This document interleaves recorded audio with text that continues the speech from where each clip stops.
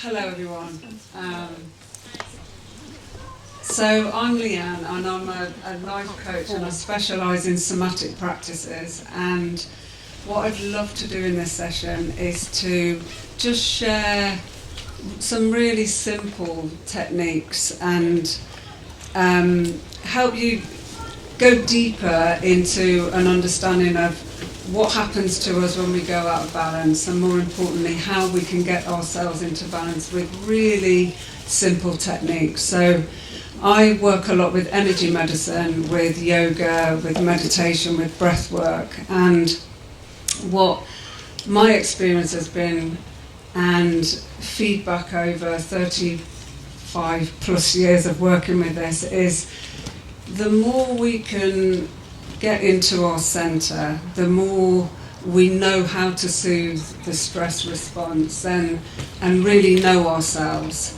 Then when the going gets tough, and right now in this crazy world we're living in, where there's so much turbulence, there's so much information, there's so many ways to be pulled, it really is time to get back to when you're in touch with that inner guidance.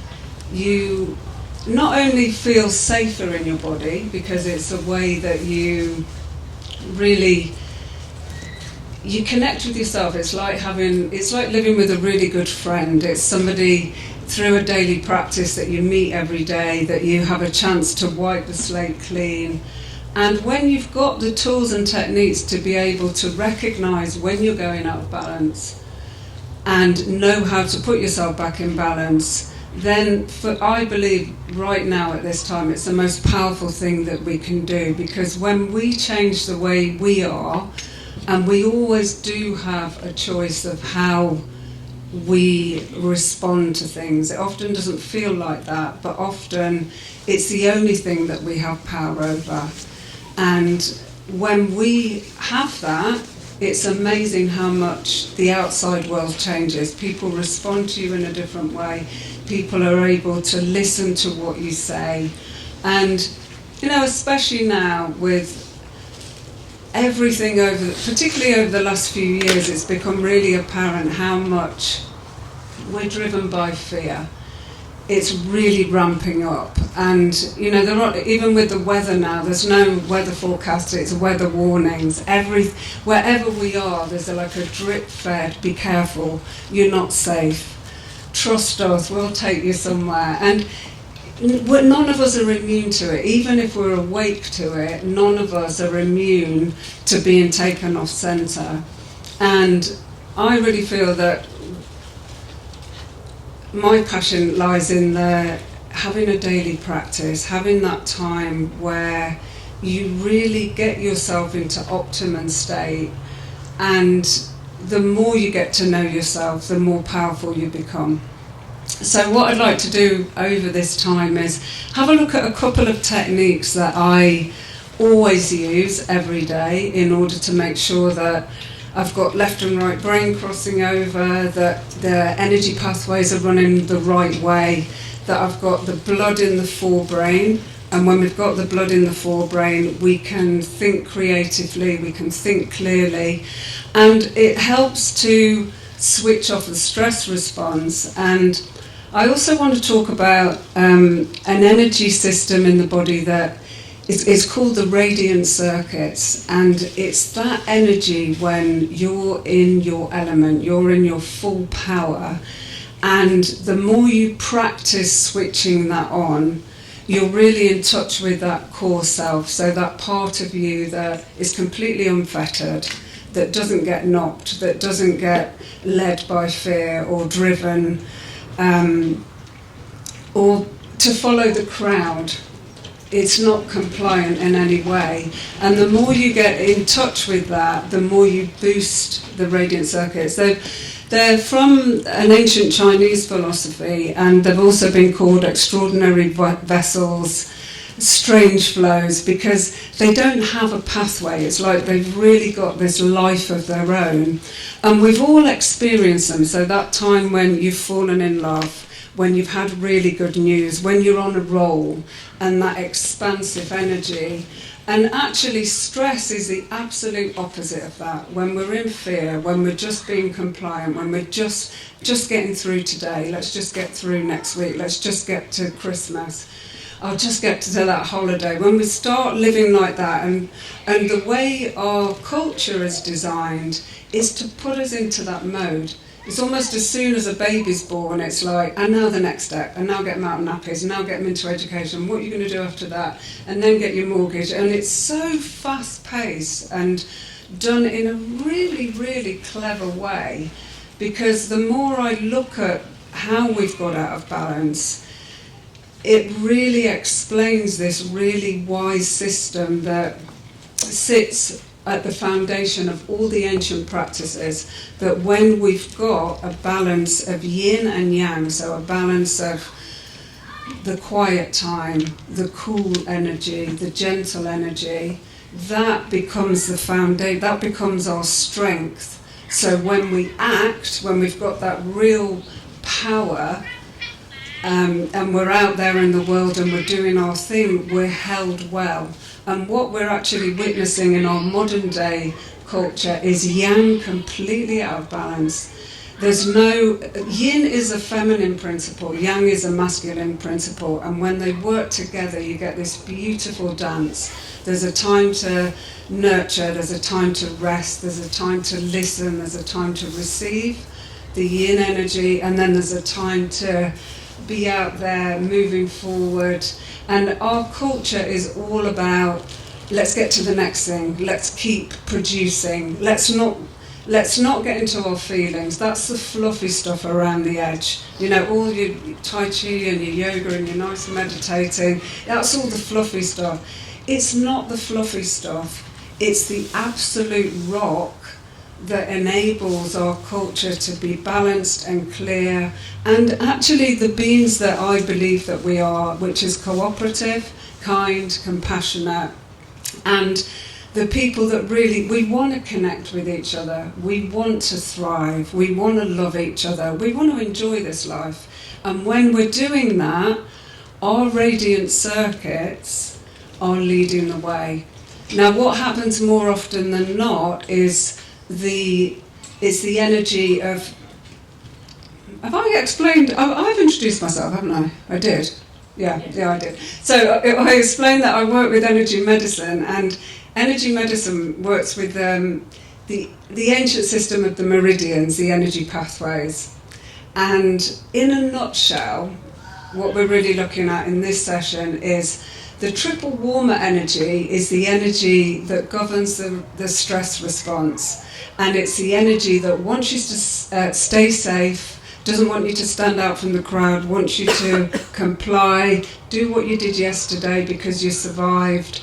And what's happened within our bodies and also within our culture, it's almost become this overactive parent, overactive police force that just keeps us safe. Now on the other end of the spectrum is the radiant circuits, the energies of joy, of love, of peace, the energy that wants you to go for it. It's that energy that whispers at you to leave your job and try something else, and then the triple warmer comes in and says, oh no, you don't want to do that, you need to pay your mortgage. It's always got that story. The radiant circuits are not afraid, they're not afraid to love. In fact, they know that when you're in that energy, it's the most powerful healing energy that you can not only embrace, but also ripple out into the world. And the beauty of the ancient practices is you can stimulate these energies day by day, even using 10-15 minutes a day of making sure before you get your shoes on and you're out the door, you're not living today as if it was yesterday. You're present, you're able to have choice, because when you're in that energy of joy and love and peace and you're grounded and you're centered, you're able to listen to other people, you're able to put your point of view across without having to get really angry and forcing it on people. You're able also to see things that you're not going to see when you're in stress. Stress closes us down. And anger, I'm not saying that anger is not an important energy, because it is. If it's got that yin foundation and that clarity, then anger can really move mountains. It can take you somewhere, but it's got to be directed well. And I love the way Aikido expresses this is, if something's coming at you, if you go full at it with full force, you're weak. You're not going to go anywhere with it. If you take that energy and move it, and then take it where you want to go, that's when you can take that person that's attacking you, and suddenly they're gone. They're not in your path. And when you look at that in the way of when fear gets thrown at you, when anger gets thrown at you, when you feel like you're being pushed into something that's just not resonating with your core self, with who you are, with what you believe in, how do you bring that energy in and then take it the way you want to go? Because that's where our power is, as a collective, to take everything that's going on right now and just, thank you very much, we'll take that energy and we'll put it in our favour. When we focus on what's being done to us is like an us and them, we're being attacked, we're doing exactly what that plan wants us to do. We're dividing, we're fearful, we're weakening ourselves. And you know, it's a bit like the best advice the kings were given of the past of, don't fight the people, just let them fight themselves. So it's like, here we go, let's throw a few things out there, and then suddenly we're all killing each other. And this is really about finding the power of the yin, because it takes a lot of strength to stand in love and peace when you're being screamed at, when you're frightened, when you've got all this information being thrown at you. And the more you've got that practice to go back to, and knowing that what you practice you get really good at. So if you're practicing being irritable, angry, peaceful, loving, kind, whatever you're practicing on a moment by moment basis gets really strong, and you get really, really good at it. And then in those times when you really need it, you've got that, no thank you, I know who I am. And you're able to be a role model. So it's not just about being able to speak this, it's about being able to live it. And we don't stop somebody shouting at us by shouting back at them, but we do when we're just allowing it to come off us, and we continue to do what we do. Is this making sense? Yes. Yeah. Okay, so what I'd like to do is give you a couple of real practical tools, and these are exercises that I do every day, you know, and they're things that you can do while the kettle's boiling even. You don't have to put a massive chunk of your life aside, but the more you do it, the more you want to do it. And really looking at the way what happens to us when we go under stress is a couple of things. Is your energy starts to run homolaterally, so the left side of the brain isn't operating the right side of the body, the right side the left. You're not firing on all cylinders, so you don't have you're not in touch with your creative and your logic side, basically, in a nutshell. And there are very simple ways that we can get our energies crossing over. The other thing that happens is, depending on how bad your stress is, you can lose up to 80% of the blood in the brain, because it goes to the limbs, ready for you to run for your life or fight for your life. And actually what happens is, in our modern day lives, is we rarely do either of those. We tend to kind of just seethe and get through it.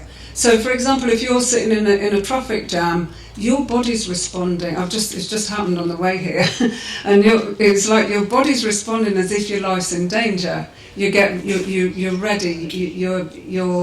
Your body needs to do something, and when we don't move, when we don't make space in the body, which is what all the yoga and Tai Chi exercises do, then the adrenaline goes toxic in the body. It sits within us. And that's when it changes the way our energies run, it changes the way we think, it dumbs us down from our real birthright of that, of being led by your radiant circuits, allowing that love of life to lead you.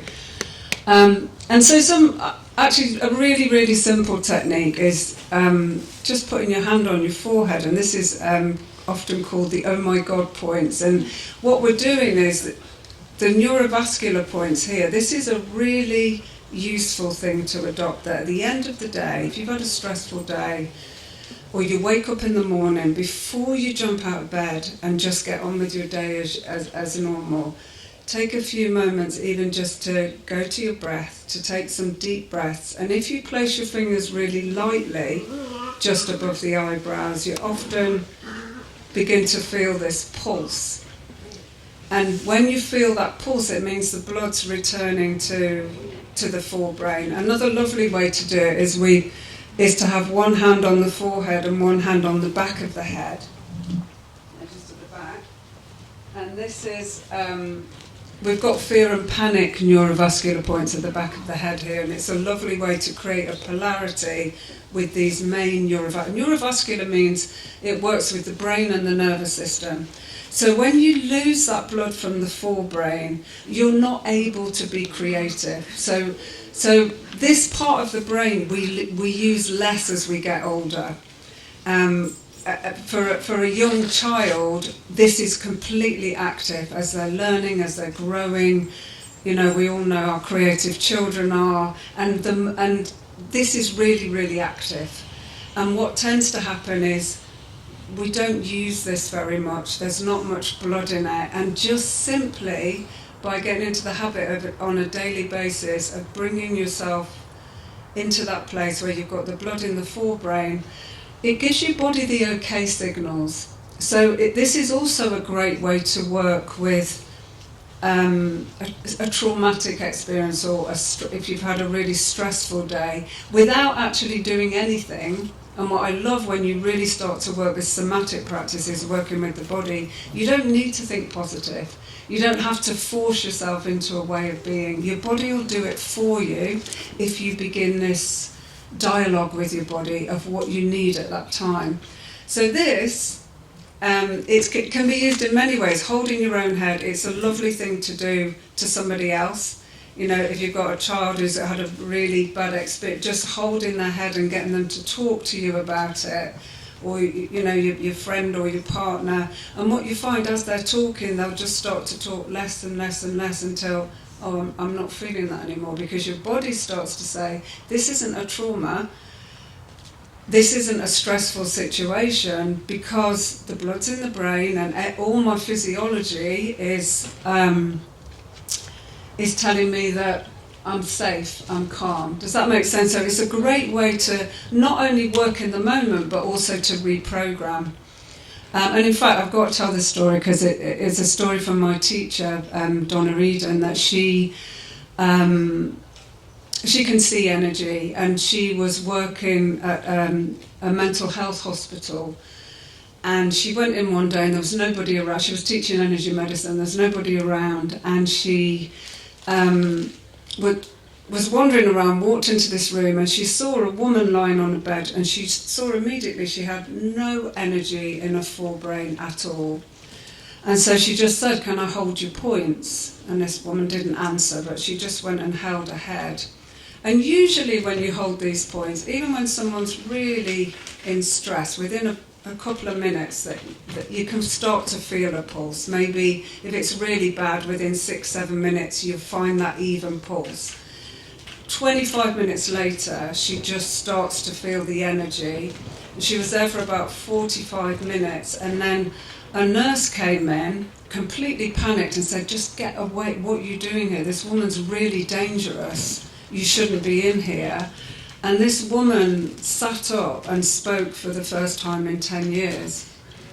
So that's when we go into that freeze state, that's the power of these points in particular. And when we carry on living without the brain, any energy or blood in the forebrain, we almost get on automatic pilot. We have the same thoughts every day. We have the same we've got the same attitude, the same behaviours. So what happens is that when there's that part of you that wants to do something else, and you don't want to feel jealous or angry or irritable or afraid, and yet your body's just in this pattern.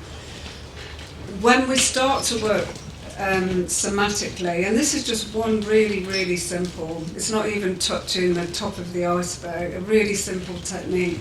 When you start to do this on a regular basis, you gently begin to change, and you gently begin to build that core as you feel in more joy and ease and flow in life. And often what happens is you'll look back after a period of time and go, oh yeah, I didn't get ill like I always get ill at that time of year, or I didn't feel that jealousy then, or I managed to stay in my centre and keep and be able to speak and say what I wanted to say at that time. And that's when you know that yin foundation is really being laid, and it's really there. And once that's in place, no matter what happens in life, no matter how many times you get thrown, you can get back to that.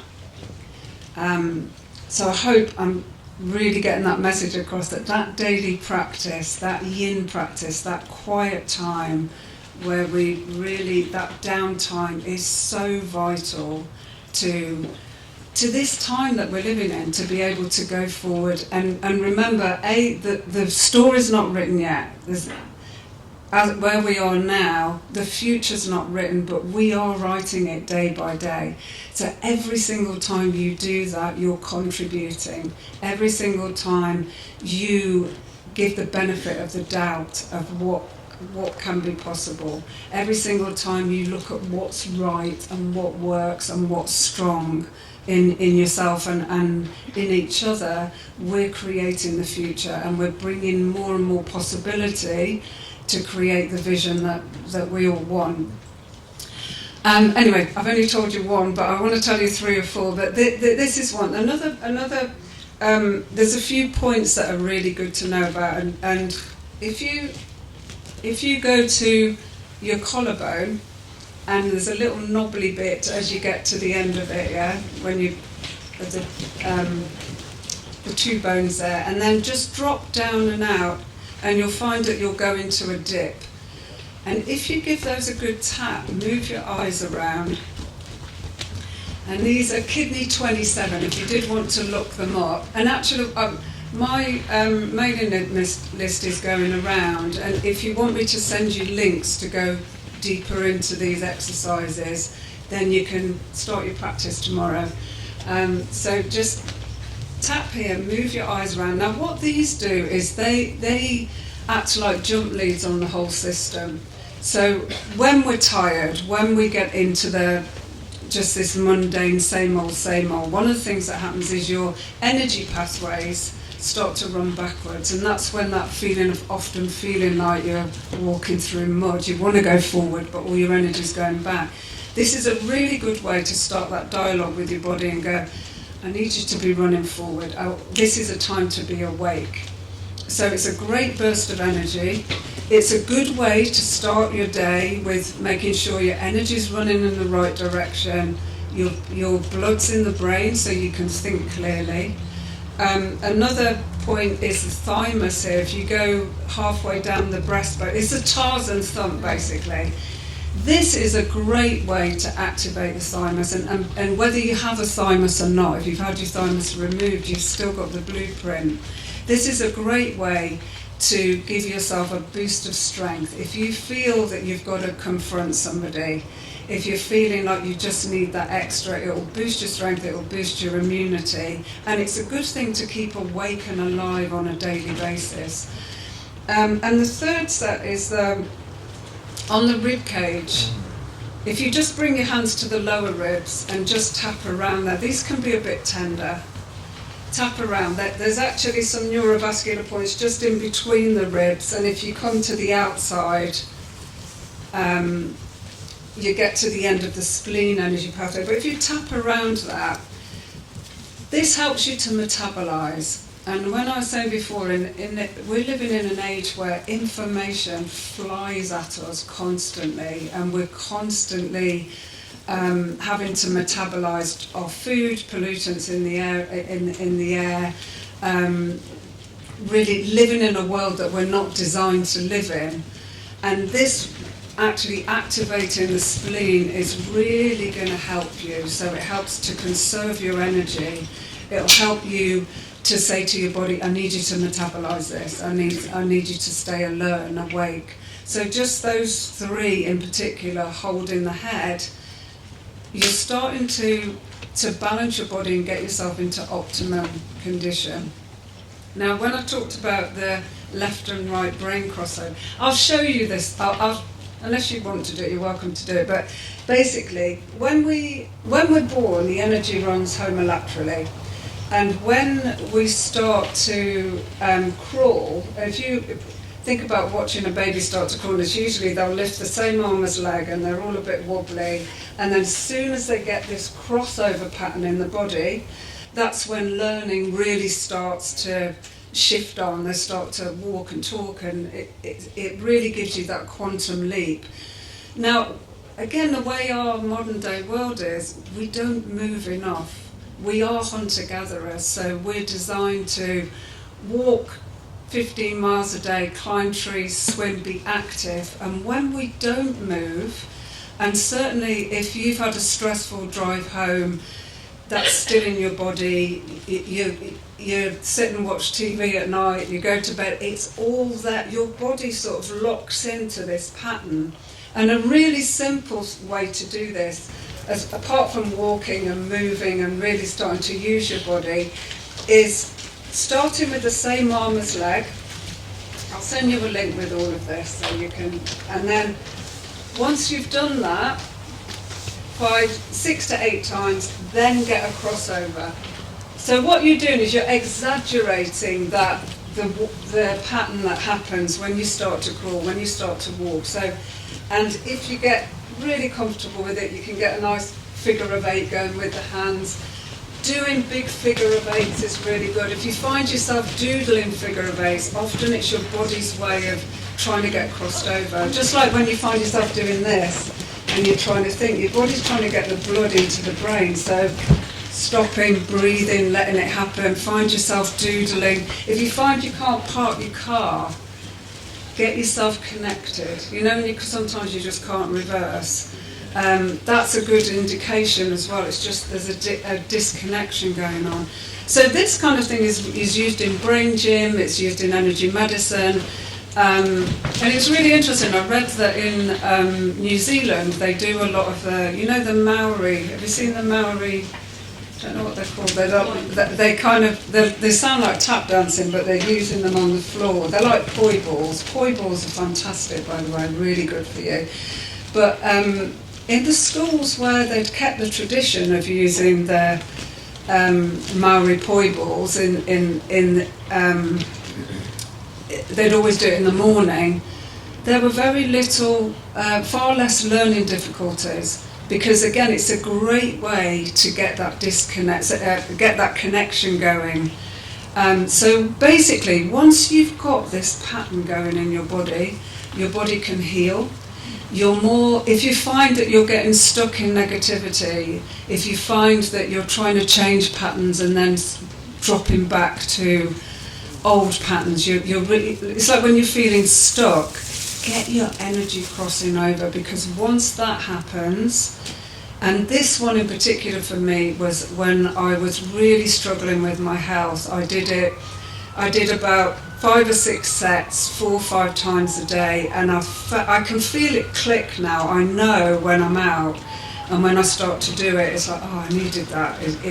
And when I go dyslexic, the first thing I do is stand up and I'll get crossed over. And this was the exercise for me when everything clicked in and changed, and it completely changed. Everything that I was doing to try and get my health better that wasn't working suddenly worked. So that's a really, really powerful one. How are we doing? Are you still with me? Yeah. Has anyone got you've got a question? So the question was, why would a touch like that let the blood flow to your head? We are electromagnetic, so even when we trace certain meridians, when we're massaging, we start to manipulate and shift energy. So yeah, when as soon as you bring your fingers to your head, what you're actually, even though the blood comes to the head with this, what we're actually working with is energy. It's bringing the energy to the head. And then energy always shifts and the physical follows. So anything, so if you've got a condition, if you've got a cold coming on, it will always show in your energy first. So actually when we're holding the head here, we're drawing up the energy because our hands are electromagnetic. When we shift, we can shift the electrics in the body. And these are neurovascular points that then work with the brain and the nervous system. So once you've brought the energy up to the forebrain, the blood's going to follow. Does that make sense? And the beauty of this is the more you work with it and you start this dialogue with your body, and the more you start to feel the clarity, you're giving yourself that time in the day, the easier it becomes to do it. Because what most people say is, oh, I do it and I do it for a week, and then, you know what will happen? Your triple warmer will bounce back and go, can we just stop doing this because we don't know where this is heading? There's always a bit of you, when you're about to make a breakthrough, when you're about to really change a pattern, that wants to stop it. And it might even look like it's nothing to do with you. You know, great Auntie Margaret turned up just as you're about to do your practice, or the boiler burst, or whatever. If you can really say to yourself, I'm doing this for 3 months, regardless of what happened. Don't give yourself don't make massive promises. 10, 15 minutes a day to start with is enough. Just do something. I always say to myself, I do half an hour a day. I usually do, an hour or an hour and a half. However, I always say half an hour a day, and if I get really busy, it's 2 15-minute. I'll do something in the morning, because I know if I get to the end of the day, I know I can do half an hour. Even if it's just a bit of stretching, breathing, I know I can do that. If you promise yourself you're going to do an hour and a half a day, you're going to break that promise to yourself. And don't break promises you make to yourself. Make that a number one rule. So don't over-promise. Allow yourself to do things in small steps, because the foundation is built. And this is a yin energy as well. Yang energy goes, go for it, do it 2 hours. Let's change in a week.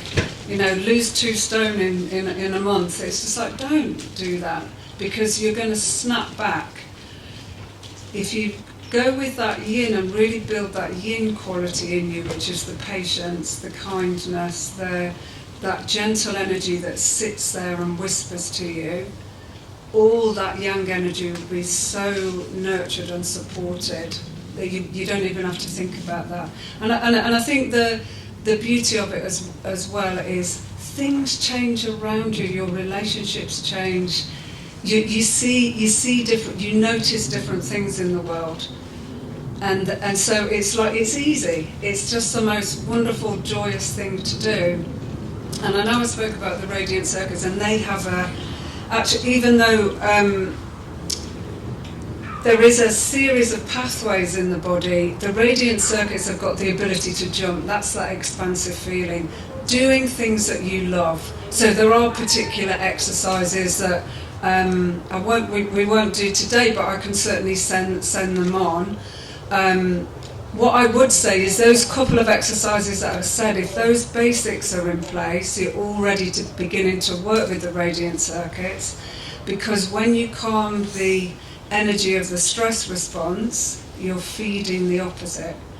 So just by doing that, you're starting to get into that place of feeling safe in your body, being able to feel joyful and open and expansive. I was going to say something, I'll come off my track. Oh yeah, with the radiant circuits as well, that the radiant circuits will give you the resilience as well. It'll build the resilience, because often what we do as well, we want to go and fix things without having a strong foundation in place. And this is another thing that I'm really seeing in this, what we're being fed from mainstream at the moment, that trauma's massive at the moment. You know, it's like if you're in a human body, you're traumatized. Yeah, and that is true, and there's a lot of trauma.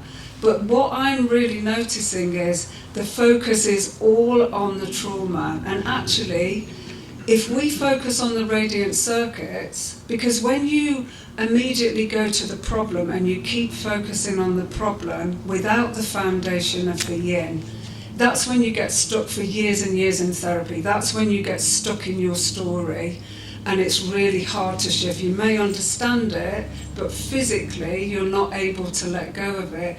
When you build up this foundation of resilience and strength, not only do you find that very often those things actually heal themselves. It's such a powerful healing energy. But if that doesn't happen, when you do need to look at something, you've got the strength to do it. You've got the foundation. And I've been watching over the last few years. I've sort of been in this, the world of therapy and healing, and I feel like we're really going down this route that's actually disabling us rather than really, and it's cleverly done. It's just like the thought that we're all traumatized, we've all got stuff to deal with. What if we don't? What if it's not that difficult? What if we really start to focus on everything that's right with us? You know, it's just like similar to our medical system. It's what's wrong with you, and that might be 5% of you that's got that problem. What about the 95 that knows how to heal your body, that's really strong, that's really powerful? And that's where I think we need to, that's the yin energy again. If we bring that yin with the yang, then you can tackle trauma if you need to. You can really go there. And that power can be there to just, it's so nurturing, it's so loving, that actually everything sorts itself out. So I guess my message is like, keep looking at what's right, what's working, what's loving, what's kind, and get back to yourself, because it really does. Everything that you do ripples out into the world, and you've got all the power to make the change through your thoughts, your behaviours and your actions. So yeah, she was just asking that there's a culture of victimhood as well. And yeah, I think it's exactly on the lines of, you're traumatized, this is your story. Where's the help to shift through the story? And you know, looking at the ancient practices, there's always a cycle. There's a time to deal with things. There's a time to let go. There's a time to really rest and dream. There's a time to act and move through things. And there's a time to celebrate. And in our culture, we tend to get stuck in this act, do, and we miss out a lot of the other sections of where do we celebrate, where do we look at what's great and good. And that in itself, when we get stuck in a story, we get stuck in victimhood for sure. And again, I don't want to belittle it in any way. There are you know, terrible things for people to face and to get through. And people do get through it. And the more we see ourselves as strong beings that can do it, you know, pity weakens people, but really holding them for everything and seeing them for what they are, you know, which is these good, strong, beautiful beings, does help. I'm just going to add to that. So I've been victimised, I am not a victim. Yeah. So it's how I approach it. So once you work through it, and a lot of these self-help things, you remain the victim. Yeah. And that's where they want to hold you. So Yeah. I've been victimised, I'm not a victim. Yeah, thank you. So it's saying that I've been victimised, I'm not a victim. And language is really, really important, you know. And just finishing on this, when you're thinking about practice, if you're going away from here going, I've really got to do this, get that got out of it, the got, have tos, you know, I should, and say, I get to do a practice tomorrow. I'm choosing to do this, because as soon as you start to put that word, I'm choosing, did you do your practice today? No, I chose to do something else. You're owning your own power. rather than, oh no, I didn't do it and I've really got to do it and I should really, and going into that story is just like, no, I chose to sit in bed and have a bagel instead. Fine, you did it, it's your choice. But tomorrow I'm choosing to, and I get to do my practice rather than I've got to. So I'll leave you with that, because that again, the way that we approach it is everything. So thank you so much for listening.